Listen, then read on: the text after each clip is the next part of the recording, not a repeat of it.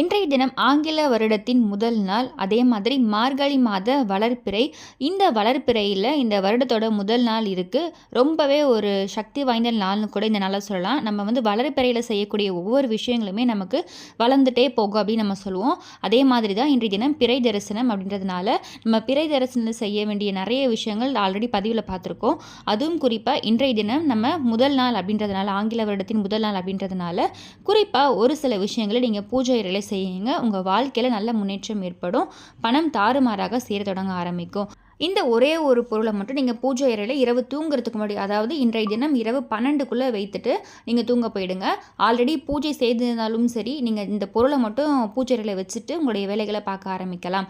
அதே மாதிரி நீங்கள் இன்கேஸ் வந்து நான் இதுக்கப்புறம் பூஜை செய்ய போகிறேன் அப்படின்னு நினைக்கிறவங்க பூஜை செய்யும் பொழுதும் இதை நீங்கள் செய்யலாம். நீங்கள் வந்து இரவு தூங்குறதுக்குள்ளே இந்த ஒரு பொருளை நீங்கள் ஜஸ்ட்டு பூஜை அறையில் வச்சுட்டு உங்களுடைய வழிபாடுகளை வந்து ஜஸ்ட்டு மனதார வேண்டிட்டு நீங்கள் உங்களுடைய வேலைகளை பார்க்க போகலாம், தூங்க போகலாம். இந்த பொருள் இன்று இரவு முழுவதும் உங்கள் பூஜை அறையில் இருக்கும் பொழுது உங்களுக்கு நல்ல ஒரு பணவரவு அதிகரிக்க தொடங்க ஆரம்பிக்கும். ஸோ அப்படிப்பட்ட ஒரு சக்தி வாய்ந்த பொருள். அடுத்து இந்த பூஜை அறையில் வைத்த இந்த பொருள் நம்ம என்ன செய்யணும், இந்த மாதிரி எல்லா விஷயங்களும் டீட்டெயிலாக பதிவில் பார்க்கலாம். அதுக்கு முன்னாடி இது வரைக்கும் பிரணவ் சமையலை சப்ஸ்கிரைப் பண்ணல ஃபர்ஸ்ட் டைம் பார்க்குறீங்க அப்படின்னா மறக்காமல் சேனலை சப்ஸ்கிரைப் பண்ணிக்கோங்க. பக்கத்தில் இருக்க பெல் ஐக்கானை கிளிக் பண்ணிக்கோங்க. ஸோ தட் நம்ம போகிற ஆன்மீக தகவல்கள் நீங்கள் மிஸ் பண்ண பார்க்கலாம், நோட்டிஃபிகேஷன்ஸ் வரும். இதற்கு எந்தவித பூஜை மந்திரம் எதுவுமே தேவை கிடையாது. நீங்கள் வந்து ஜஸ்ட் இந்த பொருளை மட்டும் பூஜை அறையில் வைத்தால் போதும். இன்றைய தினம் பார்த்தீங்கன்னா புதன்கிழமை அப்படின்றதுனால நம்ம புதன் பகவானோட அருள் பரிபூர்ணமாக கிடைக்கணும் அப்படின்றதுக்காகவும், அது மட்டும் இல்லை நம்மளுடைய செல்வ வளம் பெருகணும், புதன் பகவானோட அருள் கிடைச்சாலும் நமக்கு பாதி விஷயங்கள் நமக்கு சரியாக ஆரம்பிச்சிடும். புதன் பகவானோட அருள் நமக்கு கிடைச்சாலே அறிவிலும் புத்தி கூர்மையிலுமே பார்த்தீங்கன்னா நம்ம சிறந்து விளங்க ஆரம்பிக்கலாம். இதை பயன்படுத்தி நம்முடைய அனைத்து விதமான பிரச்சனைகளையும் சரி செய்யவும் தொடங்க ஆரம்பிப்போம். இந்த மாதிரி நிறைய விஷயங்கள் நமக்கு இருக்குது. ஸோ ஒவ்வொரு கிரகத்துக்குமே ஒவ்வொரு பலன் இருக்கும்.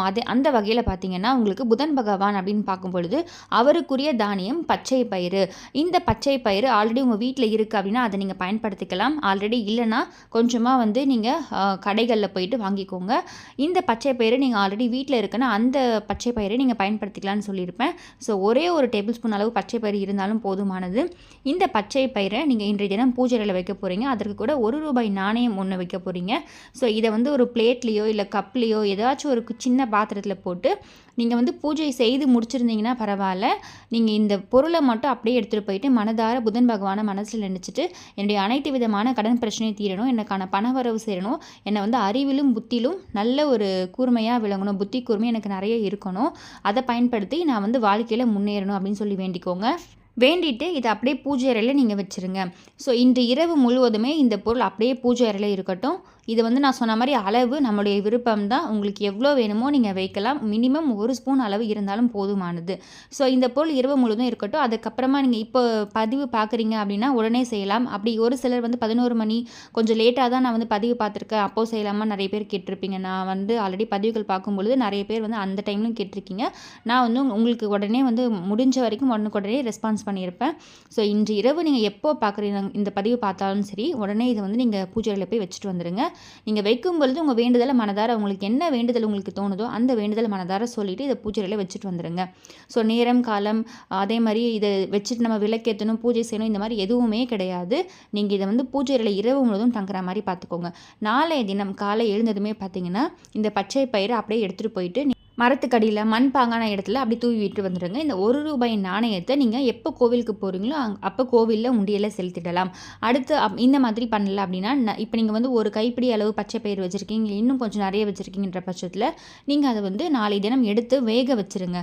சுண்டல் மாதிரி அவிச்சிட்டு அதை வீட்டில் இருக்கக்கூடிய அனைவருக்குமே பிரசாதமாக கொடுத்துட்டு கொஞ்சம் பார்த்திங்கன்னா நான் சொன்ன மாதிரி வெளியே விலங்குகளுக்கு பறவைகளுக்கு நம்ம வந்து எப்போவுமே தானமாக வைக்க சொல்லியிருப்போம், அந்த மாதிரி கொஞ்சமாக வைக்கலாம். ஸோ வீட்லேயுமே நீங்கள் எல்லாருக்குமே பிரசாதமாக கொடுக்கலாம். அதே மாதிரி தானமும் செய்யலாம். அவிச்சிட்டு அதை எடுத்துகிட்டு போயும் நீங்கள் வந்து தானமாகவும் யாருக்காச்சும் கொடுக்கலாம். ஸோ இந்த மாதிரி நீங்கள் செய்யும் பொழுது கண்டிப்பாக உங்கள் வாழ்க்கையில் முன்னேற்றம் அடைய ஆரம்பிப்பீங்க. இதை வந்து நீங்கள் இன்றைய தினம் மட்டும் தான் செய்யணுமா அப்படின்னு கேட்பீங்க. ஒவ்வொரு புதன்கிழமையும் நீங்கள் செய்யலாம். அதே மாதிரி புதன்கிழமையில் இந்த பச்சை பயிரை நீங்கள் தானமாகவும் கொடுக்கலாம். மற்றவர்களுக்கு கொஞ்சமாக தானம் கொடுக்கும் பொழுது அது இன்னும் உங்களுக்கு நல்ல முன்னேற்றத்தை ஏற்படுத்தி கொடுக்கும்.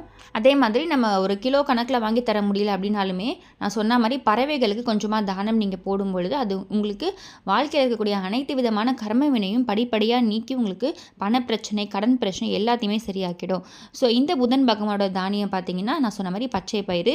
இந்த மாதிரி ஒவ்வொரு கிரகங்களுக்குமே ஒவ்வொரு தானியம் இருக்கும். நம்ம அதை சரியாக பயன்படுத்தும் பொழுது கண்டிப்பாக நமக்கு அந்த நவ கிரகங்களில் இருக்கக்கூடிய அனைத்து விதமான பிரச்சனையுமே தீர ஆரம்பிக்கும். உங்களுக்கு வாழ்க்கையில் முன்னேற்றத்தை ஏற்படுத்தி கொடுக்கும். இன்கேஸ் இன்றைய தினம் செய்ய முடியல அப்படின்னு நினைக்கிறவங்க அடுத்தடுத்த புதன்கிழமை, இந்த புதன்கிழமை வரும் பார்த்தீங்களா, ஒவ்வொரு வாரமும் அந்த புதன்கிழமையில் வளர்பிறையாக பார்த்து வளர்பிறை புதன்கிழமையில் உங்களால் எப்போ செய்ய முடியுமோ அப்பொழுதும் நீங்கள் செய்யலாம். இன்றைய தினம் குறிப்பாக மாதத்தின் முதல் நாள், வருடத்தின் முதல் நாள் அப்படின்றதுனால இன்றைய தினம் நீங்கள் செய்யும் பொழுது உங்களுக்கு பெரிய அளவில் மாற்றத்தை ஏற்படுத்தி கொடுக்கும். இந்த வருடம் முழுவதுமே நமக்கு நல்ல ஒரு பணவரவு இருக்க தொடங்க ஆரம்பிக்கும். இது தவிர்த்து நான் ஆல்ரெடி பதிவுகளில் சொல்லியிருப்பேன், நம்ம வந்து தூங்குறதுக்கு முன்னாடி நிலைவாசலில் ஒரு சில பொருட்கள் தூவி விட சொல்லியிருப்பேன். அதே மாதிரி பணவரவு வரத்துக்காக ஒரு சில விஷயங்கள் செய்ய சொல்லியிருப்பேன். அதுவும் நான் வீடியோட எண்டில் கொடுக்குறேன்னு செக் பண்ணி பாருங்கள். ரொம்ப எளிமையான விஷயம்தான். நம்ம தினம்தோறும் ஒரு சில விஷயங்கள் தொடர்ந்து செஞ்சுட்டே வாங்க. உங்களுக்கு வந்து கர்ம வினை குறையும். கர்ம வினையால் தான் நமக்கு பல பிரச்சனைகள் நம்ம வாழ்க்கையில் சந்திச்சுட்ருப்போம். அந்த கர்ம வினை தீர்ந்துச்சாலே ஆட்டோமேட்டிக்காக உங்களுக்கு பணம் செய்கிறதுக்கான தடைகள் எல்லாமே நீங்க ஆரம்பிக்கும்.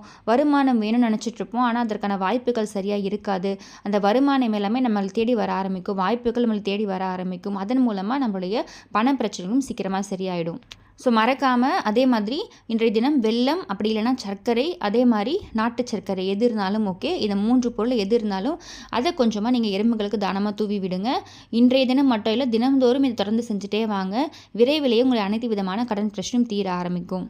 ஸோ நம்ம அடுத்தடுத்த பதிவுகளில் நவகிரகங்களுக்குரிய தானியம், அவங்களுடைய அந்த பயன்கள், அந்த தானியத்தை நம்ம எப்படி சரியாக பயன்படுத்தலாம், நம்ம வந்து எப்படி முன்னேற்றம் அடையலாம், நவகிரகங்களுக்குரிய அந்த தானியத்தை எப்படி சரியாக பயன்படுத்தி நம்ம வாழ்க்கையில் முன்னேற்றம் அடையலாம், இந்த மாதிரி எல்லா வீடியோவுமே அடுத்தடுத்த பதிவுகள் உங்களுக்கு தொடர்ந்து வரும்.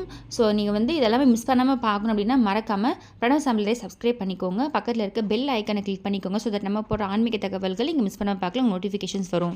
ஸோ மறக்காமல் இன்றைய தினம் பிறை தரிசனம் அப்படின்றதுனால ஒவ்வொரு மாதமும் நம்ம செஞ்சுட்ருப்போம் பார்த்தீங்களா, தொடர்ந்து கொஞ்சமாக ஒரு கைப்பிடி அளவு பச்சரிசி, ₹1 நாணயம், இதை வந்து நீங்கள் மேற்கு பக்கமாக பார்த்து, ஏன்னா அந்த சைடு தான் பிறை வரும், மேற்கு பக்கமாக பார்த்து மனதார உங்கள்கிட்ட வந்து பணம் சேரணும், எனக்கு வந்து நல்ல முன்னேற்றம் அடையணும்னு வேண்டி அந்த பச்சரிசியும் ₹1 நாணயத்தையும் அதை அப்படியே எடுத்துகிட்டு போயிட்டு பணம் வைக்கும் இடத்துல நீங்கள் வச்சுருங்க. ஒரு பவுல்லையோ இல்லை ஒரு துணியில் முடிச்சா கட்டியோ இல்லைனா ஒரு பேப்பரில் மடிச்சோ நீங்கள் வைக்கலாம். போன மாதம் நம்ம ஆல்ரெடி வச்சுருப்போம், அதை வந்து எடுத்து அதே மாதிரி பறவைகளுக்கு தானமாக போட்டுடுவோம். ஸோ இதையும் இன்றைய தினம் மறக்காமல் செய்யுங்க. ஏன்னா இன்றைய தினம் பிறை தரிசனம், 3ஆம் பிறை தரிசனம் அப்படின்றதுனால மறக்காமல் இதையும் நீங்கள் செய்யுங்க. ஸோ இது எல்லாமே ஆல்ரெடி நம்ம பதிவில் சொல்லியிருப்போம். மறுபடியும் திரும்பவும் அதை பற்றி சொன்னால் அது ஒரு தனியாக ஒரு பதிவு வரும். உங்களுக்கு டைம் வேஸ்ட் பண்ணக்கூடாது அப்படின்றதுக்காக தான் நான் இதிலேயே உங்களுக்கு சேர்த்து சொல்லிட்டேன். ஸோ இந்த பதிவு கண்டிப்பாக உங்களுக்கு யூஸ்ஃபுல்லாக நினைக்கிறேன். ஸோ நான் ஆல்ரெடி சொன்ன மாதிரி இது எல்லாமே செஞ்சுட்டு நம்ம சும்மாவே இருந்தால் நம்மளுடைய அனைத்து விதமான பிரச்சனைகளும் தீரும். நமக்கு தானாக பணம் வரும்னு சொல்லி வெயிட் பண்ணக்கூடாது. நம்மளுடைய முயற்சியை செஞ்சுட்டே இருக்கணும், நம்ம உழைப்பை போட்டுகிட்டே இருக்கணும். அந்த உழைப்பில் இருக்கக்கூடிய தடைகள் எல்லாமே நீங்க ஆரம்பிக்கும். விரைவிலேயே உங்களுடைய அனைத்து விதமான கடன் பிரச்சனை, பண பிரச்சனையும் தீர ஆரம்பிக்கும். உங்களுடைய அனைத்து வேண்டுதல்களும் நிறைவேறணும்னு மனதார வேண்டி இந்த பதிவை நிறைவு செய்கிறேன். மீண்டும் இன்னொரு நல்ல பதிவில் உங்களை சந்திக்கிறேன். நன்றி.